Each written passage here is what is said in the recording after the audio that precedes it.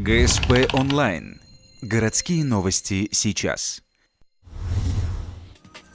Суббота, 11:00. Торговый центр «Ярмарка» стартует ежегодная ярмарка распродажи прикладного творчества. Свои работы представляют мастера рукоделия и дизайнеры. Наименований множество: новогодние елки, украшенные бутылки шампанского, сувениры. Среди обилия на прилавках есть и необычные экземпляры, например, композиция с букетиком цветов. Они кажутся настоящими, но это глина. Специальную японскую полимерную глину привозят в Россию из-за рубежа. Ее можно намочить, вылепить все что угодно, а потом повторить все по кругу. Никакого машинного производства, только личное умение. Вся работа происходит на ручках. Вот все лепится вот здесь, все листочки, все лепесточки и все прожилки, которые на цветке, это ваши ручки ваших женщин. Все лепится ручками, застывает в течение суток и все.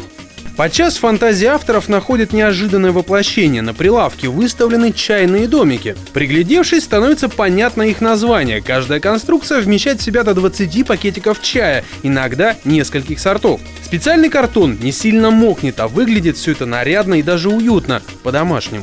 К вам приходят гости, и вместо того, чтобы бегать там, доставать из ящиков чайные пакетики, они сами индивидуально выберут. Большинство поделок можно приобрести в подарок. Перед Новым годом многие ищут недорогие сувениры для знакомых и друзей. Например, с символикой следующего года – овцой. Забавные каракулевые барашки из овчины с ручками и ножками, веревочками, плод труда нескольких дней не отрываясь. Игрушки не только сувенир, но и вполне подходят для детей. Я у мамы спрашивала, почему я делаю игрушки? Я не первый год делаю игрушки. Ну, в детстве не хватило, что ли? Я не знаю на этот вопрос. Руки делают, в голове рождается и делается. На них не посмотришь без улыбки. Посмотрел, улыбнулся. И легче стало. Ярмарка распродажи продлится всего 2 дня. 20 декабря в субботу и 21 в воскресенье. Не попали сегодня? Придите завтра.